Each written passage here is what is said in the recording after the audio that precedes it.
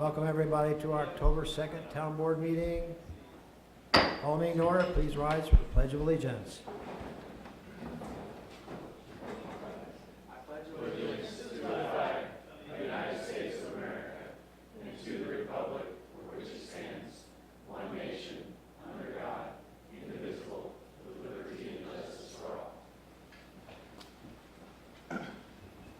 And tonight, the invocation will be given, by Pastor Dave Lanuti from the Hope Community Church. Welcome back, Dave. Thank you. Hello to the town council. Mayor Sears, thanks again for the invitation. Neighbors, it's good to see you all again. My name is Dave Lanuti, and I am one of the pastors at Hope Community Church. And I've been a resident of Holly Springs now almost 10 years, which is awesome, just coming up in a little bit. And over the 10 years, it's been awesome to see this town continue to grow. And I want to just share just a quick word of encouragement to you guys, maybe a reminder to you. But healthy things grow. All healthy things grow. And I know in a few moments, just about everything we talk about in this meeting, everything that's discussed is probably in one form, shape, or another. It has to do with the fact that this town is growing. And I'm not naive enough to know that that doesn't come with tension points and frustrations sometimes, and some of those growing pains. But you should be encouraged. The fact that this town continues to grow like it is an awesome sign of the health of where we live, that people want to live in Holly Springs. People want to move here and raise a family here. I sure do, because healthy things grow. And that's also true of us personally, and I want you guys to know that as well, that as people, we should be growing all the time. Maybe not necessarily in size, although I think my stomach tends to grow one way or another every year. But we should be growing as husbands and wives. We should be growing as dads and moms. We should be growing as neighbors, as employees and employers. We should be growing as friends. But just like the tensions that come in a growing town, as we go through life, there's going to be tension points. There's going to be frustrations. There's going to be failures that come. I just wanted to share some good news with you guys today. That we don't have a God that's a bazillion miles away on top of a mountain that's just waiting for us to mess up in judgment so he can zap us. That's just not the way God operates. But instead, we have a God that desires more than anything else to enter in with us. That he desires a relationship with us. And what he has done through his son is awesome. And if you'll allow him the chance, he will come, take up residence in your life, and he will cause you to grow, to be the man or woman that you were designed to be. So I just want to encourage you with that, to remind you that healthy things grow. And just want to say a word of prayer as we open up today. Would you bow your heads with me? Father, thank you for that reminder. And God, I know and I recognize that zoning is important, that new neighborhoods are important. God, even U-turns are important, and I know they matter to you. But God, what really matters more than all of that is that you desire a relationship with us. God, thank you that you never left us on our own to figure that out. Thank you that you never sat from a million miles away watching us as we try to navigate through life, but from the very beginning you have been pursuing us and you desire a relationship with us. God, thank you for the new life that we can have in your son and the growth that can be found by every person here, that we could grow to be the men and women you desire us to be. God, I pray for this awesome town we call home. God, I pray that you give the folks here incredible unity. God, I pray that as leaders here that you give us wisdom as we make decisions to keep this being the best town in America to live. We love you, God, and we pray in Jesus' name. Amen. Thank you. Amen. I don't know what to say after that. Number one, it sounded like a preacher. But number two, are you running for mayor? You could, Dave. Thank you, sir. Appreciate it. Thank you. Item number 4, adjustment approval of the October 2nd, 2018 meeting agenda. Mayor Pro Tem. Motion to adopt the October 2nd, 2018 meeting agenda with no changes. Second. Motion been made and second. All in favor? Aye. Opposed?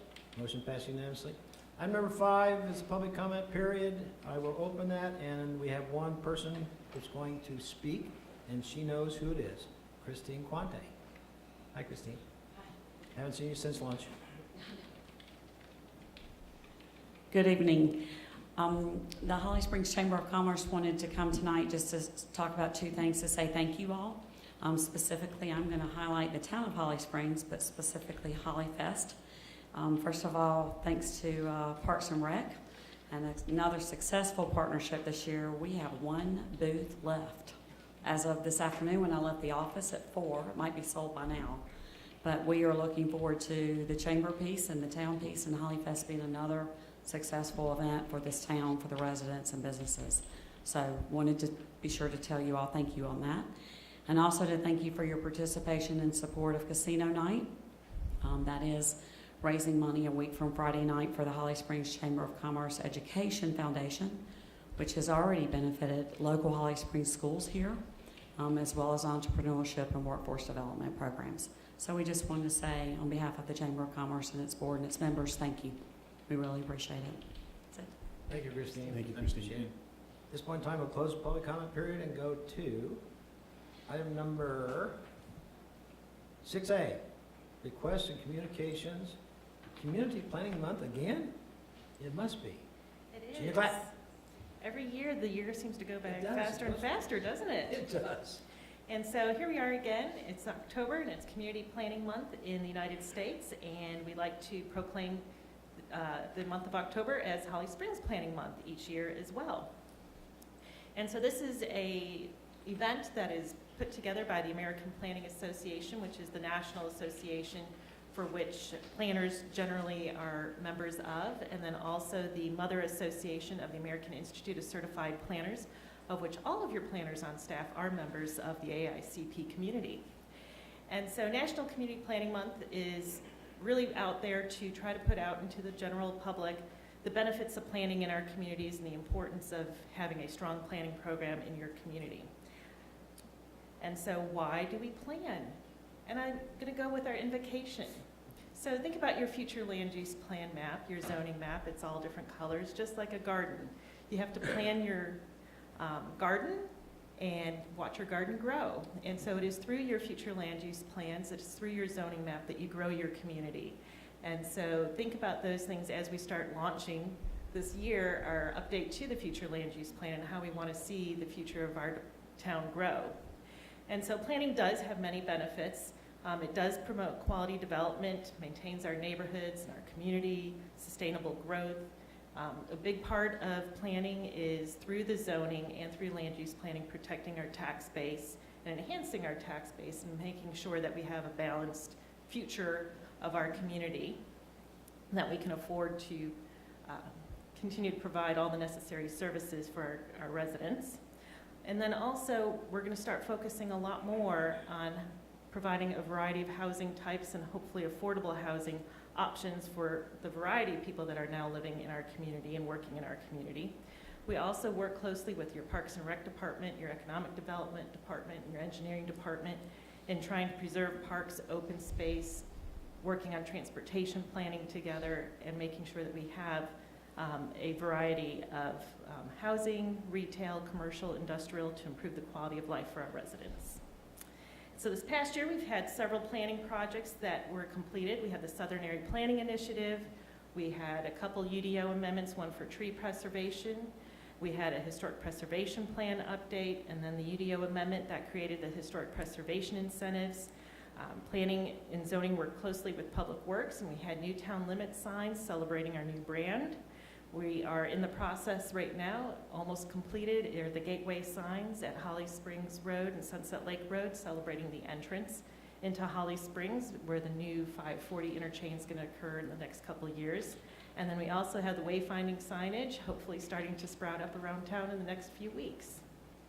And so this past year was a great year for planning. We had a couple major recognitions, and you were all part of the Great Main Street in the Making celebration that we had out at the Farmers Market, where we received the 2018 Great Main Street Award by the American Planning Association North Carolina chapter.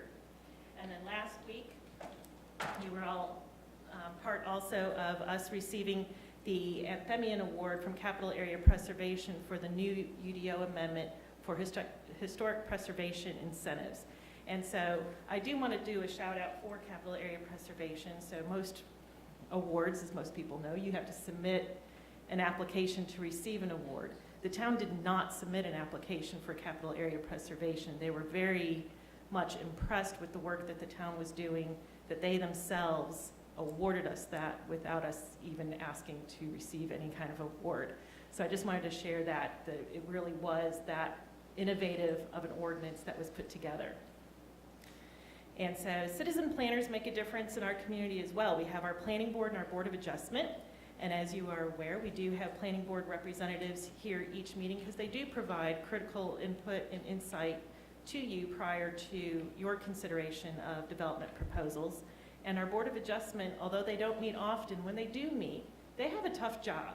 They make official decisions for people that may not want to truly follow the exact letter of our law. And if they make a decision that the property owner or the applicant neighbors don't like, those decisions go straight to court. They don't come to you for consideration. So they really have a tough job. So our citizen planners are very important to the future and the growth of our community. And right now, and one of the reasons why I like October and Community Planning Month, this is also when we are starting to seek applications for next year's positions and terms that are opening up. And we'll be getting information out top of our webpage here this week. And applications are due by the first Monday of December each year, and we do the appointments in January for 3-year terms. And so we'll make sure that we start getting that word out and broad and get some input from our residents. And so with that, National Community Planning Month and Community Planning Month in Holly Springs. Thank No. you. Any questions or comments? We'll, Thank you and congratulations. Yes. Yeah, thank you. absolutely. Awesome. Perfect. don't leave though, I have a proclamation. I'll just read the last part. Whereas the celebration of Community Planning Month provides an opportunity to publicly recognize the participation and dedication of both the volunteer members of the Town of Holly Springs Planning Board and Board of Adjustment, and the many variable skills contribution made by the Town of Holly Springs Department of Planning and Zoning staff, who together have contributed their time and expertise to promote quality growth throughout Holly Springs. Now, therefore, I, Dick Sears, Mayor, do hereby proclaim that October 2018 is, what was it again? Community Planning Month. That was it, Community Planning Month. In the town of Holly Springs, North Carolina, in conjunction with the celebration of National Community Planning Month. In witness thereof, Dick Sears. And your proclamation is right here. Thank you. Thank you, Joni. Congratulations. Nice to see you. Thanks, Steve.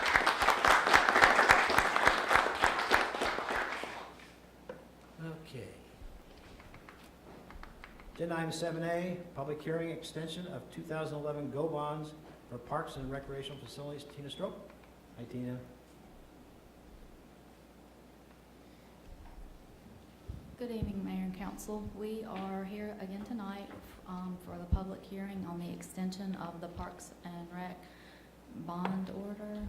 I guess we can go ahead and open it up for public comments.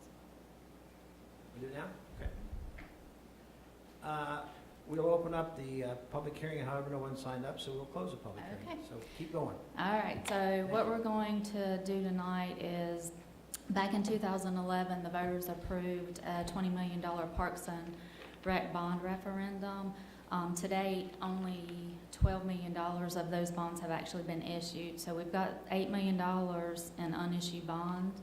So what we'd like to do tonight is have the time to issue the bonds extended. And that's merely just giving us the option to extend the bonds, not actually issuing, giving us permission to issue the bonds. So that's really what the order is for tonight, is just to approve the order tonight. Questions or comments, Tina? Can you walk through what the impact would be for taxes for our residents with this particular action? I don't think we have actually decided or, gotten that information yet. That would be something that we could come back to you with. So, like I said, tonight we're just asking just to give us time to extend it, and then we could later look at what the actual tax impact would be. We'll have a chance to enter that conversation too. Absolutely, yes, yes. So- Anything else? There's just a lot of talk on social media lately about Parks and Rec and bond. That's why I was just thinking this is a great opportunity to clear up that this is the option to extend the bond. Does not mean we've decided to spend it. Yes, Does not mean that we're doing any tax increase. That's all to be determined. right. Unless we spend it for a dog park. I shouldn't say. And like Ashley, she's our bond, works with Bob, our bond counsel. She's part of our bond counsel team.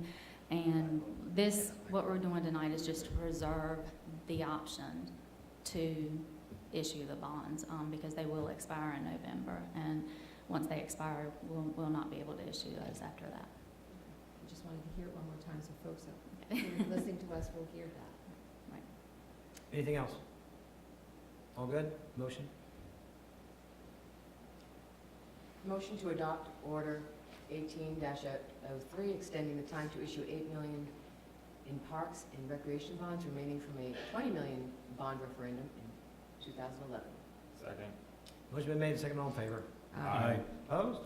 Motion passed unanimously. Thank you. Thank you, Thank team. Agenda item number 8A, consent agenda. Mayor Pro Tem. Motion to approve the consent agenda? Second. Motion been made, second, all in favor? Aye. Opposed? Motion passed unanimously. Thank you. Agenda item 9A, under new business, the Gable Ridge Culvert Replacement, Lake Edge Drainage Improvements, and Dutch Hill Storm Drain Repair. I must say that the attachments break an all-time record of about 2 inches thick. But come on down. Mary Davina.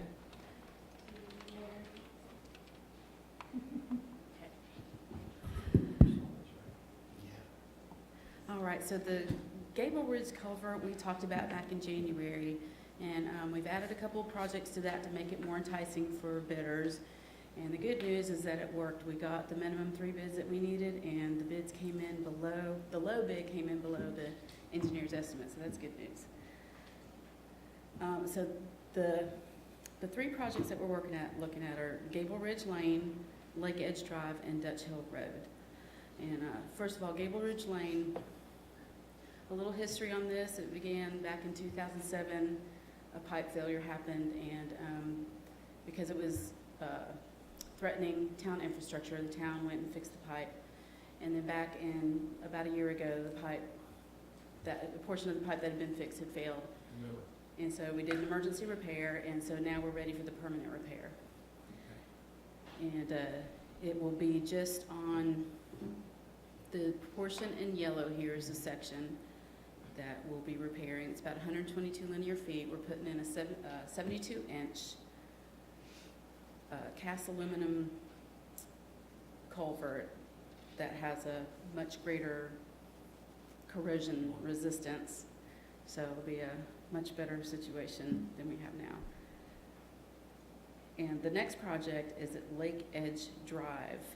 And this is the issue with this is that this is at a low point of a road where the pipes that cross the road and then go along the edge of the pavement are undersized, and so water ponds in the road, which is a hazard to traveling motorists. So as you can see, these pictures are from the storm that happened last week, actually, and the resident lives adjacent sent them to me. You can clearly see where the ponding has happened in the road from the debris. And so those arrows indicate where the existing catch basins are, and this red line is half of a lane width, which is the maximum width that rainwater is supposed to go during a 10-year storm. So right now it's exceeding that line. So what we'll be doing is we'll be putting in an additional catch basin on each side of the road there to add to the one that's already there. So there'll be 2 catch basins on each side of the road at the low point. We'll be upgrading the pipe that crosses the road from a 15-inch to a 24-inch. And then the longer pipe will be upgraded from a 15-inch to a 36-inch. We've been out there several times, and I remember quite vividly the water going over the back into the yards. Yes. I'm glad to see this is up. So this will alleviate that issue. It won't completely, it won't completely fix that Right. issue. And certainly when leaves clog in the top of the grates, then you know, that it prevents water from going in, so. But it'll help with the road, it'll get the water off the road much faster. And the third project in this group is Dutch Hill Road. And about 5 months ago, we got a call from a resident and went out and observed that he had a sinkhole under his driveway, beside his driveway, and it went out. You could see a kind of a cavern under his driveway as well. This is that same picture. This is the same area that was taken back in May. Today, oh, that's another picture from May. Today, it's like this. It's really washed out quite a bit since then. So this project is going to fix the sinkhole and we'll replace that section of the driveway. We'll also be replacing the storm drains that go from the catch basins in the road up to a blind junction box. You know, where the red lines are is what we're replacing. Right now, the pipes that are in the ground are corrugated metal, and we're going to be replacing them with reinforced concrete pipes. Same size, same location, just a better material. So, and that is the extent of those projects. And are there any questions or comments? Questions or comments of Mary?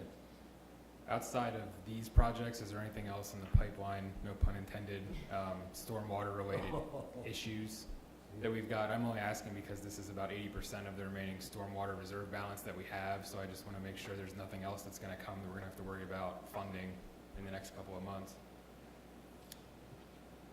So I'll just jump in there.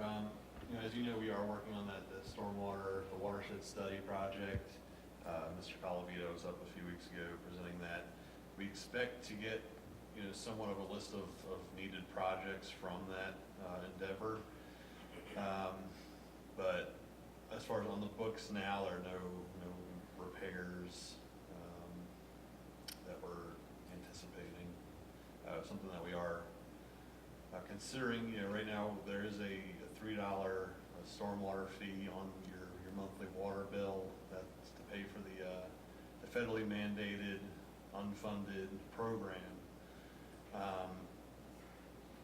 So maybe in the future looking at increasing that or looking at other ways to fund this account for stormwater repairs is something we need to look into.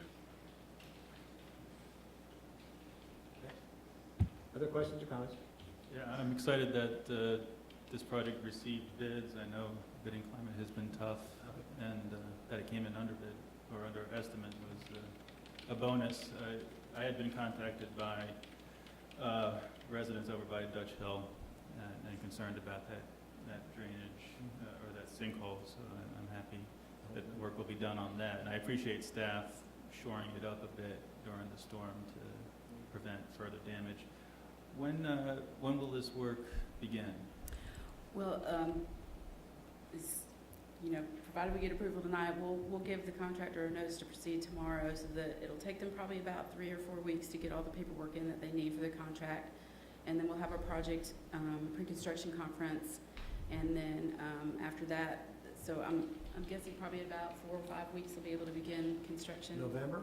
Yeah, so we did allow the contractor some flexibility with choosing which project to do first. Yes. So it depends on what order they decide, and we'll go over that in the pre-construction conference. But yeah, I think early November would be a good start date. At least that's when the contract would engage, and the time would start ticking. The contractor has his set amount of days. He may not begin work until a few weeks after that. If he's ordering materials, some of these items have fairly long lead times. The pipe on Gable Ridge has to be custom made, so there's some complications there. So, do you know, I guess that's one of the ways to prioritize, but it looked like the Dutch Hill area, are they allowed to use their driveway, or is it? They are not using their driveway. They haven't since May. So would that be a priority? You know, we have a ranking process that we use right now, and certain points are provided for different attributes that would definitely gain them some points and increase the priority. You know, one thing about that project is the fix appears to be outside of the road right-of-way, and typically the town doesn't get involved in private drainage systems. But those sections of pipe are conveying stormwater drainage from the road. It just kind of juts out there into that private property. For a reason, we didn't decide to investigate that reason, just due to money reasons. But typically, if it was just a private drainage situation, we would not get involved. Other questions or comments? Is it ASAP? Yes. Yes. All right, we have two motions. Motion to award the Gable Ridge Culvert Replacement, Lake Edge Drive Drainage Improvements, and Dutch Hill Storm Drain Repair Construction Contract to Riverworks. Second. Motion made and second, all in favor? Aye. Opposed? Motion passed unanimously. Number two. Motion to approve $243,791 in funding, which includes $221,628.40 for the base bid and $22,163 for contingency. Second. Motion made and second, all in favor? Aye. Opposed? Motion passed unanimously. Thank you. Thank you. ASAP. Mr. Mayor, not to belabor the point that Aaron made on that issue, but we're converting private storm drainage easements to public ones. So it's going to require that the landowners be willing to dedicate that. Otherwise, you know, we really can't spend public money on private real estate. Good point. So if there was a hang up at all on getting that work done, it may be granting the easement that the homeowner may not want to do. So just not to belabor the point, but just to let you know. I think if I was a homeowner, I would. Just keep us posted. Yeah. Yeah, please. Thank you, Counselor. Agenda item 9B, new business, the Norris Holland Hair House disposition and surplus. This is pretty much for information only, am I correct? This is for discussion. Discussion, information, whatever. Okay, go. Yes. Sheila Clark. So tonight, we are putting an item on the agenda for general discussion to begin thinking about how we want to proceed with the disposition of the Norris Holland Hair House that was purchased out at the Mills of Avon Ferry. In December of 2017, the town purchased 2 lots of the new subdivision, Mills at Avon Ferry, of which one of the lots contained the Norris House.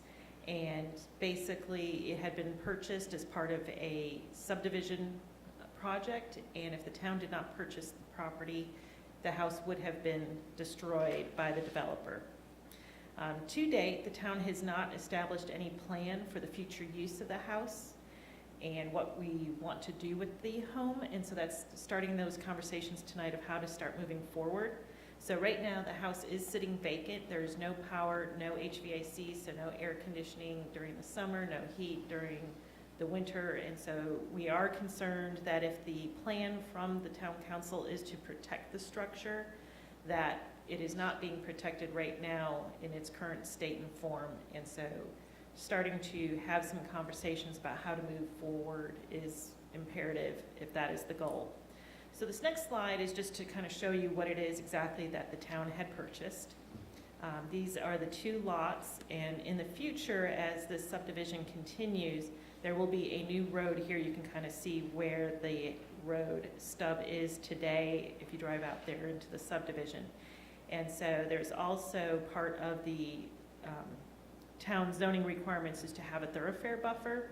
So the thoroughfare buffer has been almost eliminated from this lot because it is 50 feet deep, and that would go into the home and the front porch on the home. And so we did allow for a reduction of that when we purchased the lot, but there is still property owned by the Mills at Avon subdivision between these parcels and Avon Ferry Road. So ultimately, in the future, these 2 parcels will receive access from Randleman Court. If you go out to the property today, this is the driveway that you pull in on off of Avon Ferry Road. And then there is also an old barn shed structure that is not part of the property that the town purchased. And so we did have Capital Area Preservation come out to the site back in January of 2017. And so it's been quite a while since Capital Area Preservation has been out to the property. At that point in time, that was a long time before there was a community interest in purchasing the home. This was just when the developer originally had given us his intent to purchase those parcels as part of the subdivision. And so we have not asked Capital Area Preservation to go back out for a detailed evaluation. But basically, their observations of the house is that 90% of the original, it's got changed a little bit, that the original historic fabric of the home remains intact. There's an original section, and then there's 2 additions that have been done. Sorry, I had it highlighted, but got changed. And that this building is likely one of the older buildings in all of Wake County. And so this is a very old home. So just from that perspective makes it a historic structure in Wake County. And Capital Area Preservation does encourage that the house be saved, whether it stays at its current location or moved somewhere else on its original property. And that helps maintain its historic character. And so they do say that this house has significant historic integrity. In your staff report, staff gave 4 options that we were going to discuss today. Just want to let you know they've been renumbered for presentation purpose when we start working on the presentation. And so generally there are 3 options that we are encouraging the council to discuss. Option 1 in your staff report is keep the house in its current location and maintain for town use. From internal staff conversations, we're not sure what that town use would be.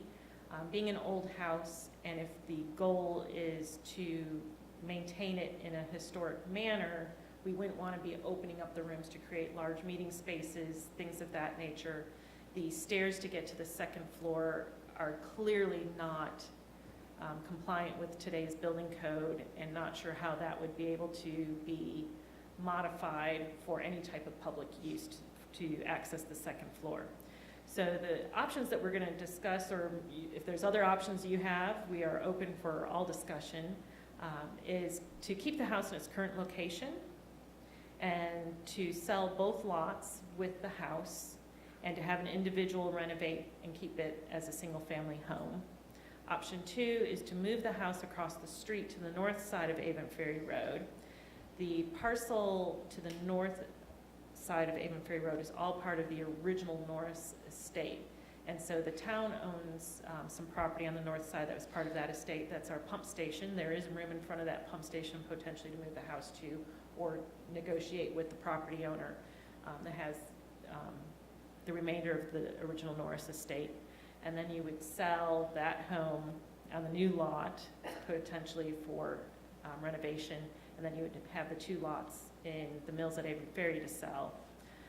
And option 3 is to sell or give the house away and have it moved somewhere just so the house is saved, and then you would have the 2 lots in the Mills of Avon Ferry to sell. So why would you want to consider any of these? And so the important thing, and I think what we need to understand from you as a council, is what was the goal or purpose of purchasing the house and I guess essentially the property. So keeping the house where it is, option 1, or option 2, moving the house to the north side of Avon Ferry Road, does not modify its historic status. If the house stays where it is or it stays on the original Norris estate, in the future that house would be eligible for both a local Wake County landmark status as well as potentially to be considered for National Landmark Register status. If the goal was just to save the house, because it was just important to save that house, option 3 is available to sell or give away the house and have it moved somewhere to save the house, but it loses all of its historic context, and Capital Area Preservation used the term, it becomes an artifact, and that's all it is. And so it is important for us to kind of understand what that goal and purpose of purchasing the home was. You know, was it for the historic value and wanting to maintain that historic value, or just to save an old house? And then you have also, with the 3 different options, what goes into making any of those options happen. And so with option 1, keeping it in its current location, selling the house and the 2 lots together as a package, really all it comes down to is we need to receive authorization from the council to start looking for a purchaser of that property. And so that's really the staff time that's involved. Capital area preservation, we have money in the budget this year to work with them to have them do a facade easement and a landmark status application for the property if it does stay where it is and we move in that direction. But once the house is sold, capital area preservation would be the contact person that the property owner would work with to ensure that the house is renovated in a proper manner. So once that house is sold, the town would have no obligation or no responsibilities for any of the work being done out there. That would be between the homeowner and capital area preservation, other than normal building permit inspections. Option 2, to move the house to the north side of Avon Ferry. We don't really know where we would be able to move it to yet. We'd have to create a lot to either move it to the pump station or move it to another lot on the north side of Avon Ferry Road. We would need to arrange for moving. We would need to figure out how to get a foundation constructed on that lot. We need to get a driveway permit from DOT, construct a driveway. We would need to connect it to town water and sewer. Right now, sewer is not easily available, so does the town want to pay money to extend sewer to that side of Avon Ferry Road? Avon Ferry Road is that ridge line. We would need to work with Duke Energy to then create a new power source for that parcel. Then we can move to the sale of that, and then we would have to then sell the other 2 parcels. Option 3, if the historic value of the home is not important, but knowing that the town saved that house, option 3 is also pretty simple in that we just need to find somebody that's willing to take the house. That would probably take longer to find somebody willing to move a house than to purchase the house. They would have to then move it, and then we would be able to sell the 2 lots that were purchased in the Mills subdivision. So that's kind of, in a nutshell, some of the information and thoughts that we have been going through, and just wanted to try to start getting some feedback and what are our next steps and how does the town council want to move forward with the house. Do you recall what it cost to move that house? Did we do a study on that a long time ago? Do you remember? We have not received, or nor have we sought, any cost estimates to move a house. We would guess that the cost would be anywhere between $50,000 to $100,000. It just really depends. There's power lines that the house would need to go underneath. You have to arrange for all those to be moved, plus the construction of a foundation. If we need to purchase land, that then really drives up the price. We And that's had, just moving the house. We had purchased this for what, $190,000, correct? Correct. And I think in our workshop last year, especially for the new council, we talked about, one of the options was to potentially move this building to downtown near the Mims. I don't know if that's still an option. I don't know if we have land there, but that was, if you recall, Councilwoman Sherry, that we discussed that as an option, to bring that house down to the Mims area. Right, and I know right now we're, still working on that Mims property, so, but I think that would be a neat idea. But that's if we're gonna decide to keep it ourselves, I guess. Yeah. Right. Lose historic context. Yeah, because we'd be taking it off as of well.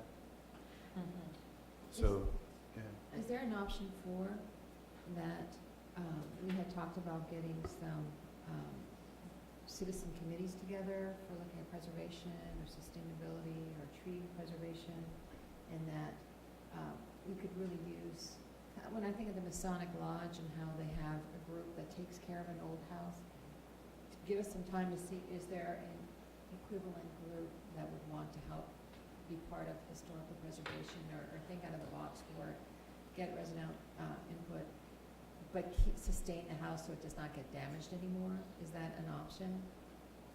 Everything's an option. I think that'd be great. I would like to see this long-term owned by somebody in its existing location as a, not only basically as a local landmark, one that we all can see as we drive by, and just, but to have this is going to be a unique buyer, and it's not going to happen likely overnight, so it would be nice to have some group or some individuals to help keep it in reasonably good shape until that buyer comes along. I mean, we just toured it last week. It feels like we spent a little bit more time. Make sure it doesn't get damaged anymore, but let's see if there a way that we could put a plan together and look at it. Because I think now that we've learned more, moving the house reduces why we purchased it. So what are some different options we can have with it there? And I guess as we wait to get that committee together, what would we need to do to keep it, from any more deterioration? I would want to seek some professional advice, perhaps from our building code enforcement department. And the house was lived in until relatively recently, within the past year or so, year and a half or so. There's a modern meter on the house, but I don't know what the status of the electrical wiring is in the house and its safety to be repowered. I don't know what the status of the HVAC system is out there to know how well it operates. Do we want that operating? It's going to be an extra expenditure to, pay to have all of that done. So definitely I would think having some sort of HVAC, heating and cooling, would help stabilize the house or keep the house from mold or, those types of environmental issues. Wouldn't that help us if we decide later to sell it anyway? Right. It feels like we need to do that at minimum, period. And I guess having code enforcement, but also maybe someone from capital area to come out and say, hey, this is what, you need to do. I mean, we know what we need to do to keep a house, but to keep an old house, they might have a few more ideas of what will work for now to get us through. Have we talked to capital area? Do they have buyers that come to them, saying, hey, we're looking for a house to renovate? So, yes, we have talked to Capital Area Preservation about this house several times. They did come to the Historic Preservation Workshop that we had back in April, and they maintained their position that the best thing that the town can do if they truly want to keep this house and the historic component of it is to keep it where it is, sell it to an individual to have it renovated as a single-family home, and not to try to make it a town structure or a town museum or a town park. So the best thing for it is to sell it to an individual. They do have a web page where they have properties for sale. We would also be able to purchase ads. There is the North Carolina Preservation Society, I'm trying to think what the exact name is. It's a nonprofit organization focusing on historic preservation in North Carolina. They also have a web page of historic properties in the state that are for sale. So we definitely could purchase an ad through that. Whether we want to retain the services of a real estate agent, or if we just want to go ahead and list it out on the MLS ourselves, there's mechanisms to cheaply just post it on the MLS. There's just a number of different things to do. It is a unique buyer that would have to be interested in doing this and wanting to invest that kind of money into this home. So Capital Area Preservation did caution us, don't expect a $190,000 bid. So chances are, it will be a losing proposition monetarily, but look at it this way. Monies and expenditures have been spent in previous budget years, so anything that we receive when this home is sold will be revenue in that particular budget year. And I think we kind of went into it knowing that is going to happen. It would be a maintenance cost for us. Well, personally, I'd like to see us do what we have to do to keep it from deteriorating anymore, and then start, whether it's a committee, getting a committee together and start looking for that special buyer. Yeah, we took a tour last week and there's smell of mold and we really need to kind of address that. It's not nice. No. But I think that's something you could look at immediately to see if we can address, whether it's putting the power back on and getting some, AC heat. AC or some type of humidifiers in there, because it was just very, very strong Right. odor there, or not odor, but smell. Right. Mhm. It hasn't So- been.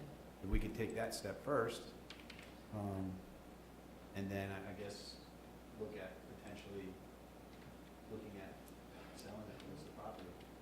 And I like that we're keeping it, cleaned up and well manicured, so, and anything we can do to make it look like, so people know that we're keeping an eye on it, because I don't want to see any windows broken or anybody, Right. as people going by and anybody messing with it. Because the house, that little house next door is vacant now.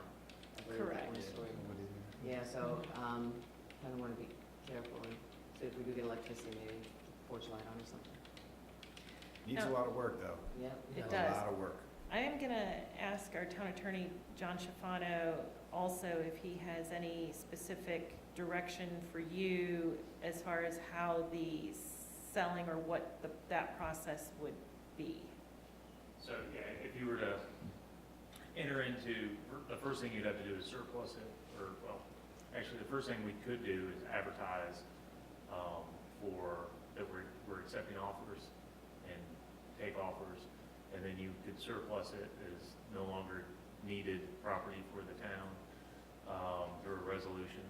And then the sale, unfortunately, the sale of real property, unfortunately, is a little laborious with the town, because you have to put in a bid, put in a deposit, and then we have to advertise for 10 days, sort of much like a foreclosure hearing. So we might get the perfect buyer, and then somebody would come along and upset the bid. The difference with this is going to be that there's going to be most likely would be some sort of conservation easement, a requirement that you have to fix up and maintain the house. So again, it would be a specific buyer. Once that was identified, and we would put together a series of restricted covenants. You can't just slap Right. vinyl siding on and call it good kind of thing. So that would all, be part of the sale package, but then we have to advertise and have offset the period. Is that done at the time of sale, or is that something we have to work with CAP to get a preservation easement on the property and make sure it can be, maintained and Right. recorded on the National Register? Are those things we do in advance In of the sale? advance, yeah, yes, sir. Yeah, and most likely before we went through that trouble, we try and find A buyer? a hypothetical buyer first. Okay. Do you know if such buyer gets tax breaks for this scenario? There is a state income tax, historic tax break, if it's on the National Registry, and the state registry, but the state income tax is typically pretty low, is relatively low, so, it's not a wonderful, it doesn't make it cost effective. My recollection is that code enforcement was out there sometime back, did a preliminary, I wouldn't call it a very deep, but Mhm. preliminary review, and made mention of all the things you've already said. Would it not be smart to have them come back and do a real in-depth evaluation of that house? It's a question. And I think we definitely want, before we turn power Right. on, I would like for them definitely to take a look at the wiring and all that, That's so what we're I'm not saying. having any issues, but I'm not sure how in-depth we would need for preparing to sell versus Right. it's the purchaser's right for an inspection at that point in time. That's right, it's typically a purchase thing. I don't want to give them the signed seal of approval that Holly Springs Town Yeah. inspections department, just because they haven't seen inside the walls and that type of thing. Right. Typically, just say one other thing regarding the sale is that lots of times in the statute allows you to contract specifically, without going through that upset bid period, with a nonprofit that does these types of rehabs, such as Cap Trust. But we did chase that rabbit, and Cap Trust said no thank you to this house, just because of the expense and the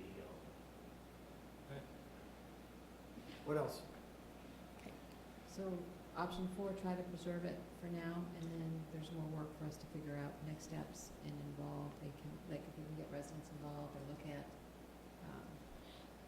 preservation. I don't know if that would be the growth of the tree board we're thinking about, but I think getting some historical residents that are passionate about it would be worthwhile. Unless one of those people is gonna buy it, though, they're not gonna have much say over what a potential buyer may wanna do with the property or how they're gonna renovate it. Right, but I agree. I think it's just too premature now to look at these options tonight and not really know what to do. Let's just at least not have the house get more I think deteriorated. it's Yeah, to help guide staff in the immediate term. We're not gonna put it up for sale tomorrow, but I think, as we said, it's important to know what the issue is and stabilize Right. sooner than later, and then knowing that there's gonna be some lag between now and a buyer, that we try to maintain that stabilization and not have any more deterioration, and We need to keep it our saleable. staff can Yeah. work on that. But as a government entity, I think we've done what we needed to do here. We preserved the property, we preserved the house, but at this point, we're not the right entity to continue maintaining it and rehabbing it to the ultimate. I'd say ability rehab it's it, gonna but we be. do I need just- to keep it from deteriorating. Right. I Keep it- agree with keep that. it I just- safe if we're gonna That's keep all. moving, yeah, but I agree, other than that. We're at a point where I think we need to start looking at moving towards a sale. I just don't think we're the right entity to continue trying to debate what we're gonna do with it or how we can make it restored or preserved. Okay, so the consensus I have heard is to work on getting some kind of stabilization, HVAC or something going with that house, just to get that level. Correct. What I'm not sure on is what our next step is after that, and how and when to come back to the counselor to get direction for next steps. Well, I think Because we don't know enough. I mean, I'm not Yeah. ready to make that Well, decision now. But what do we see, aside from wanting to sell the house and prepare it after stabilization, what other steps are we, I mean, I think what other that, possible steps would there be? yeah, I think. So do you want us to look at alternate lands, put it on, to move it, to sell it? I'd rather think keep, that's- Yeah, I want to move no, it. I that's would think we wanna something keep it where it is. I wish we could move it to the mix. I know, but, and I keep mean, the historic, and yeah. Keep it there, but, understand the cost, so, no, I think we need to sell it. Yeah, I mean, yeah, especially if even if we were to move it and to become a town, something for the town, as you said, like the stairs, I know there's other historic places being renovated that they're running into all these issues. So I say let's keep it from deteriorating and start the process of what we're gonna do to get a. We have work to do. Yeah, We especially can't buyer. can't make this decision tonight, but I get, we need to get a better home for it somehow, whatever that is. So John, to be clear, a person that would want to purchase the home, a builder or whoever, would not have the right to demo it, correct? That's correct. Yeah, Okay, that's- I just wanted to confirm with you on that. Okay. And they'd work with capital area preservation to find out what they have to do to keep it so it stays that little land. That's correct. Okay. So I think, Mayor and Council, let me see if I can maybe summarize a little bit too. So what I'm hearing so far is maintain the property, in a desire to come back to council with maybe some refinement, is that what I'm, or do you want us to go ahead and move forward, maybe tapping into some community expertise around positioning it in the right way for sale and moving forward with the sale, or do you want us to come back to you with some sort of recommendation for your approval? I mean, could we tap into the capital area preservation team to let them know that this house is potentially going up for Yeah, sale? that's what I was saying. And Sure. if there's Yeah. any interest within that organization, that you let them know that that's what our intent is? They may say, all right, it Right. it would help if you do this, this, and this. But I think we all agree that our number one is to keep it from deteriorating, do what we need to do. Further.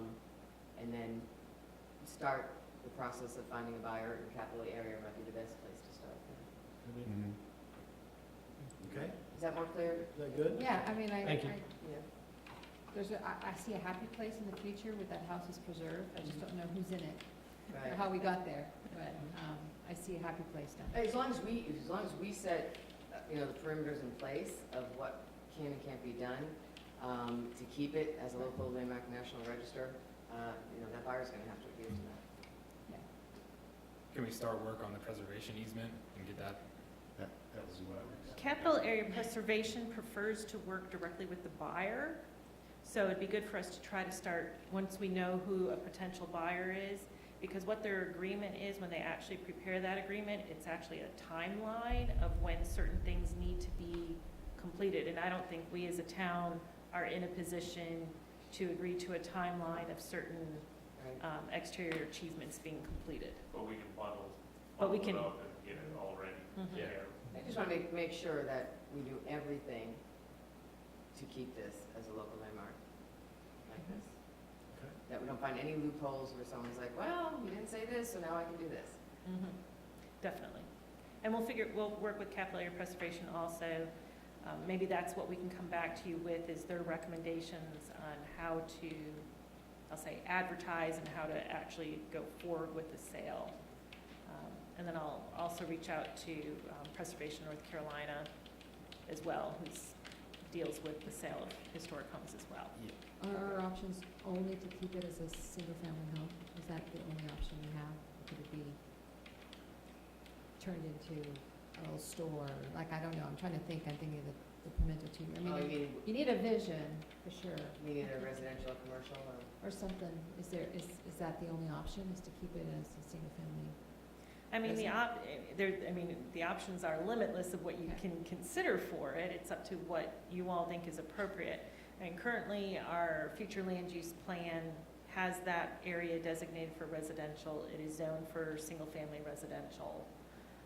If there are other options, that's at the purview of you as a council. Capital Area Preservation, and I'm not sure how change of use may impact potential National Register status, because there might be too many modifications required to convert it to a non-residential. Yep. Good? Yep. Good? You good, Jen? Very good, All right. thank you. Thank you very much. Thank you. Item number 10, other business. I want to talk about crosswalk safety and say that the war is not over. Today, out in front at 6:15, they're installing another beautiful pole, light, etc.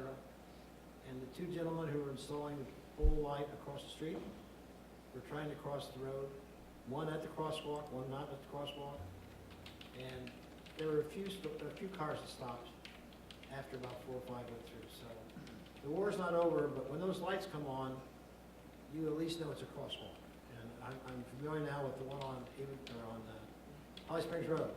That sucker comes off, it goes off, and you know it's a crosswalk. It flashes, and it keeps flashing. Probably another 30 seconds after the person in this case was a mother with 2 little kids. If I could add, Mr. Mayor, I've seen also people who walk up to it and don't press the button Right. and wait, so I don't know if there's maybe an educational component we can add to that. I agree, just turning into the parking lot over here today, because behind you, a boy on his bike, he stopped, cars going this way, stopped. Yep. But he didn't hit the button, he was going, the car's going this way, he was so lucky. So, because they couldn't see around us that were in the middle lane there, so I think, yeah, we need to remind people to press the button. Press the button. Mhm. All right, we'll talk about that. I think we do have a crosswalk video where we do spotlight That's right. our RFB lights, so maybe we can refresh Sure. that, send it back up. Bring it up to date. Yeah, reintroduce it to everybody. The only thing I want to mention was the food truck rodeo, or rodeo, if you prefer. Saturday was incredible. I was over there, couldn't walk through hardly. We must have had a record crowd. Did you ever figure that out about how many, would you say, guess? The estimate we received was 3,700. Yeah, I bet it was more than that. It was great, and the staff did a great job, but I want to just recommend one person, or shout out one person. Matt Beard was in charge of getting the trucks in line. I don't know how he did that. I think it was probably because he had a farmer's hat on. Yeah, he did have I was that. hoping Matt would be here, but he isn't, but please convey to Matt our appreciation. And other than that, who else? Real quick, Mary, I hate to put you on the spot here, but meter replacement, is that done? The meter replacement?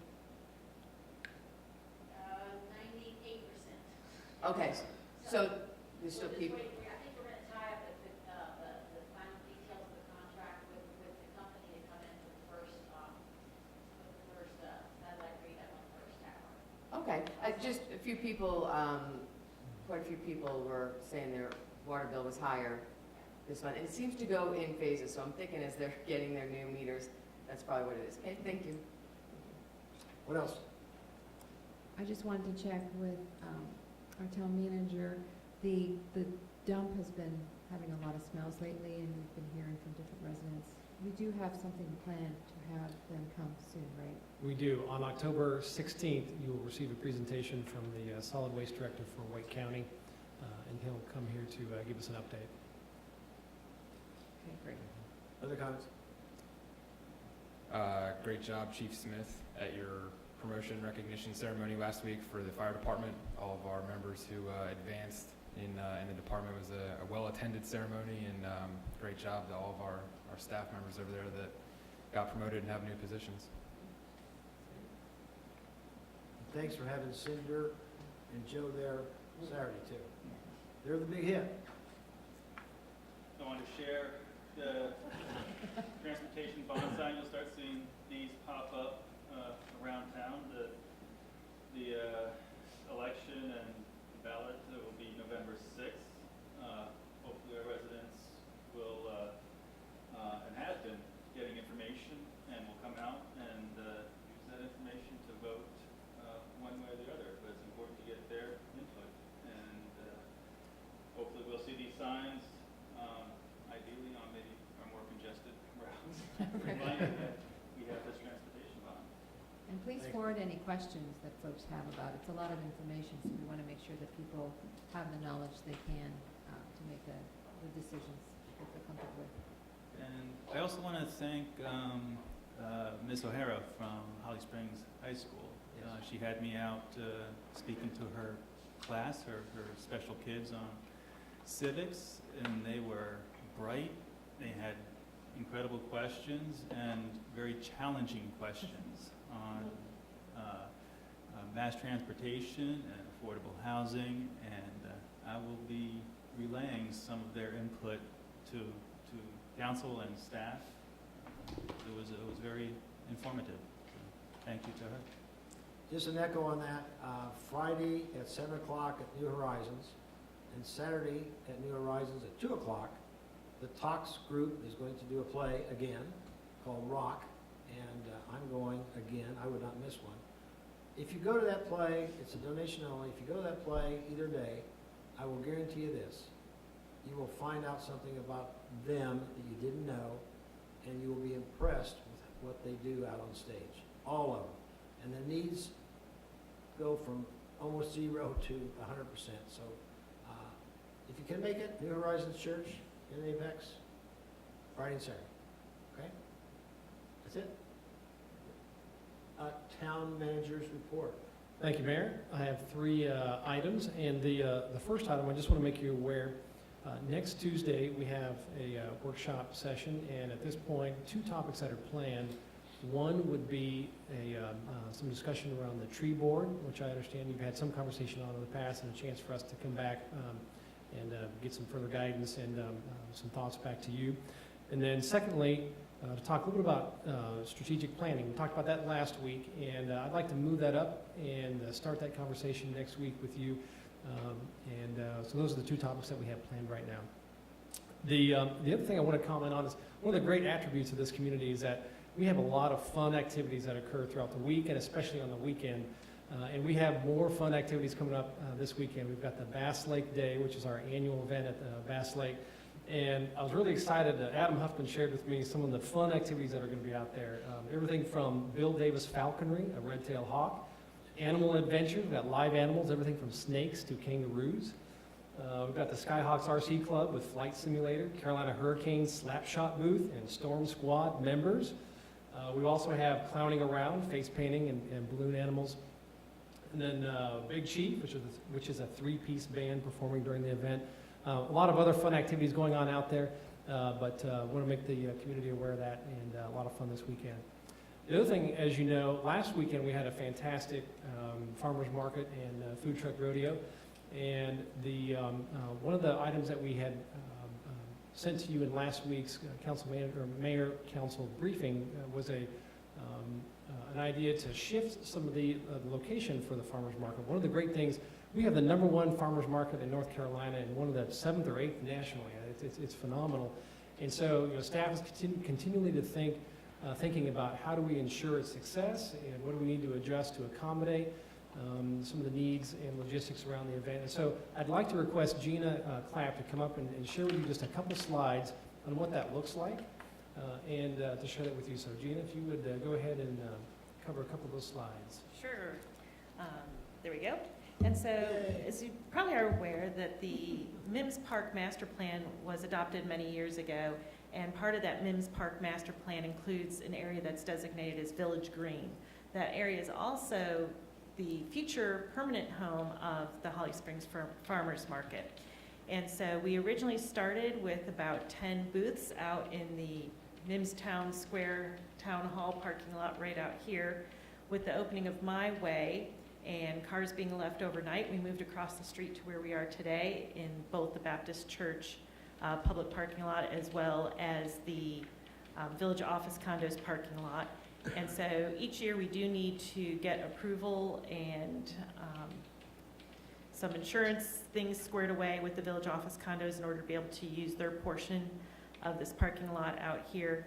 And at any given weekend, the Baptist Church does have the authority to close this parking lot for events at their church. They have not done that to us yet. They have had weddings and not closed the parking lot, but it can happen.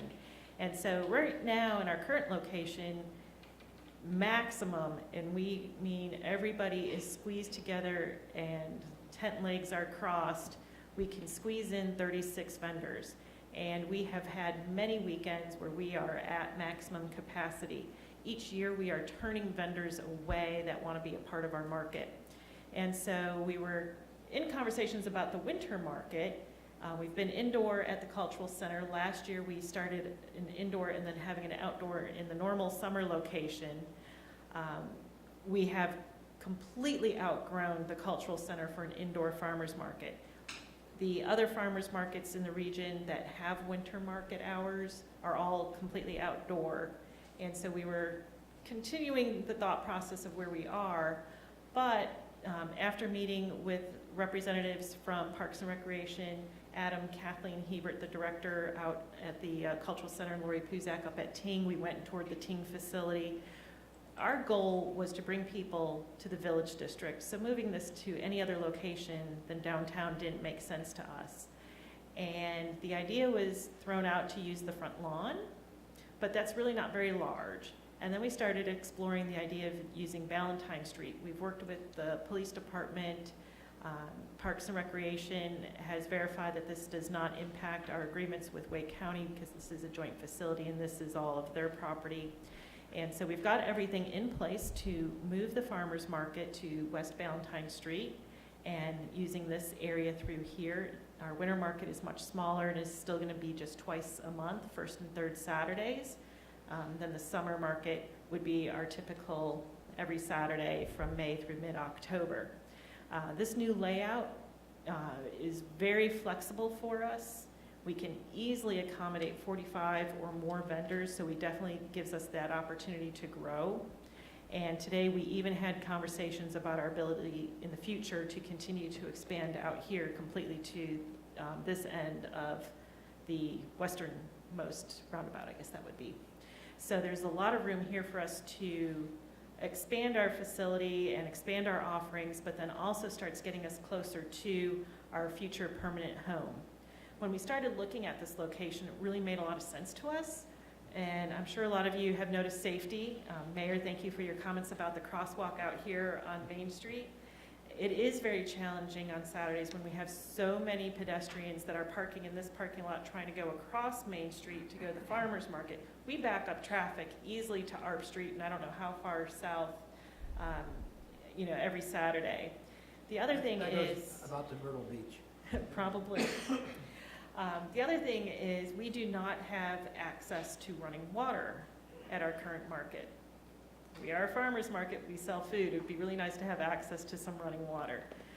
There's also better and easier access for handicapped and seniors. They do have some challenges sometimes getting to our market, and then with their bags getting back to their cars. This puts parking very conveniently located to where the vendors would be situated at.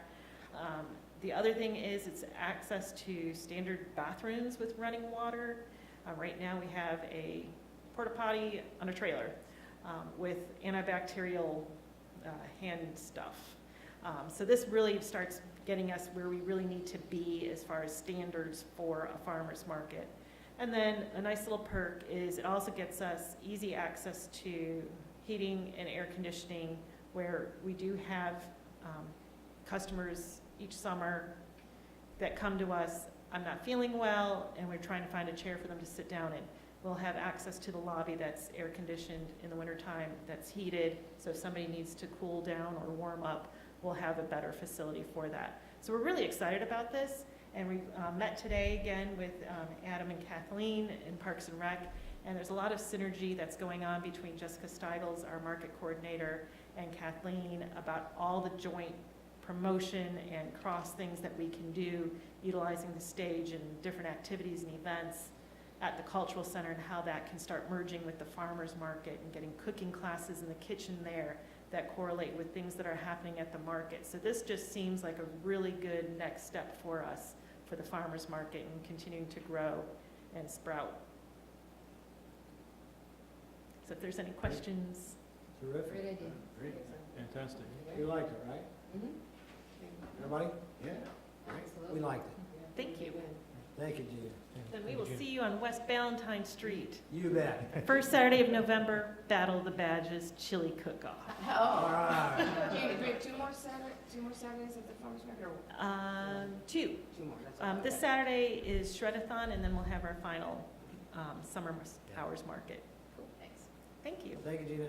Thanks. That concludes my report. Thanks, sir. Counselor?